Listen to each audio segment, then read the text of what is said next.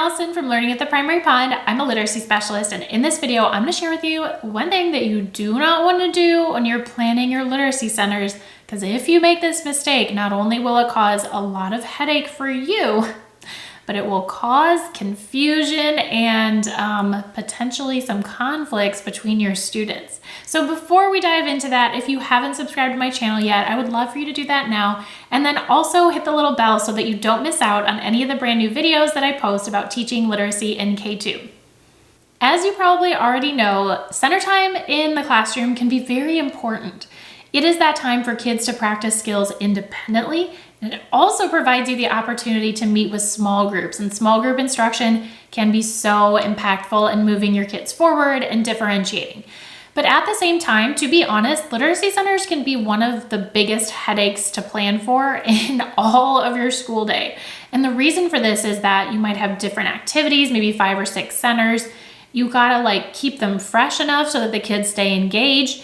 And then there's differentiation, right? I don't differentiate every single center, but I do differentiate some centers like phonics. So not only now are you trying to come up with all these different activities, but then you're also trying to figure out, okay, how do I differentiate? How do I have different activities for different levels of kids at that center? It honestly can be a ton. I would love to hear from you in the comments if you've ever struggled. I know I had in the past a lot. And if you feel like you're just overwhelmed with, trying to prep and differentiate centers, let me know in the comments what you find the most difficult about all of this. I just would love to hear from you. And it also helps other teachers know that when they're struggling with this, they are definitely not alone. So here's what I would not recommend doing as you're differentiating your literacy centers. What I would not recommend is having a phonics or word work center and differentiating to the point where every group has a totally different activity. So maybe one group is building words with magnetic, letters, and maybe another group is doing a tablet game, and maybe another group is doing paper and pencil or a board game. Number one, that is too much to organize and keep up with for you, right? Because you got to prep all those materials and have them in the center and have them organized enough so that the kids know what to do.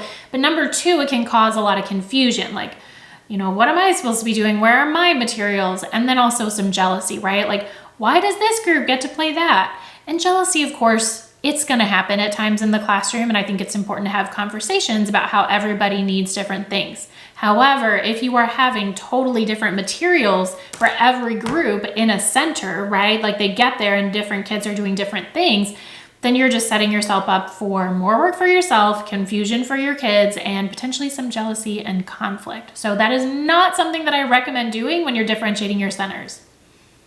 On top of all of those challenges, if you went with that approach, then you would also have to make sure to explain different activities to different groups. And it's not impossible, but again, it just can create confusion. So then you might ask, well, should I just have all my kids do the same activity?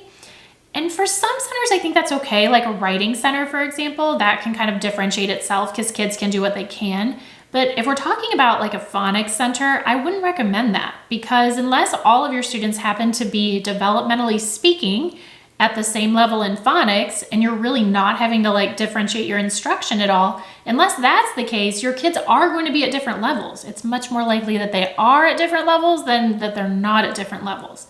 So in addition to not having 12 different games in the center, I would also, for a phonics center, not recommend having all your kids do the exact same activity. So then that leaves the question, okay, well, if you don't do this or that, what do you do instead? So let's dive into that next. An approach that provides a better option than these two that we just talked about is to have kids doing the same activity, but using different words or at different levels.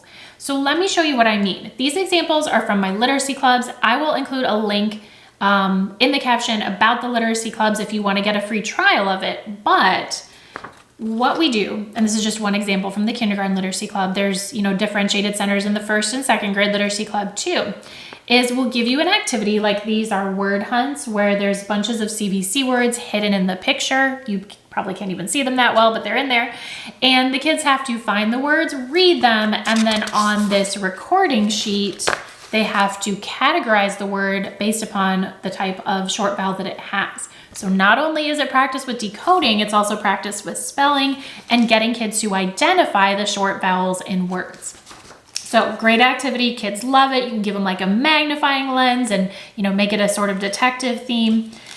But of course, you may not just have kids that are working on CVC words. If we're talking about toward the end of the school year, you may have some kids that are working on digraphs. So we give you the same activity, right? But this time the words are digraphs and the kids are writing on a recording sheet with digraphs. Then you might have some kids that are even more advanced and maybe they're working on consonant blends. So instead, they work on this word search that has consonant blends and their recording sheet has consonant blends. So it's the same core activity, but at different levels. It just makes it so much easier on you because you only have to teach one set of instructions. Kids are essentially doing the same thing. It's okay if they notice that the words are different, but the activities are not drastically different. So there's less of that conflict. And it's just a lot less prep, right? So in my kindergarten literacy club and in my 1st and 2nd grade literacy club, every month we give members differentiated centers just like this to make their prep so much easier while still helping kids get the practice that they need depending on their skill level rather than just giving them all the same activity. Here's one last example. This one's from the 1st and 2nd grade literacy club. I just wanted to show you like a more advanced example. It was a Go Fish game and they got the words for the game on multiple different phonics skills, and 3 of those phonics skills were glued sounds. They also got it for R-controlled vowels, and they also got it for multisyllabic words with long A vowel team. So it doesn't just have to be beginning skills. We gave them more than this, but this is just, a couple of examples. You can really do this with pretty much any grade level. All right, so I hope that this was helpful to you. If you want to get a free trial to my kindergarten literacy club or 1st and 2nd grade literacy club, definitely head to the caption because you can get in, check it out, see what it's all about, get some differentiated literacy centers.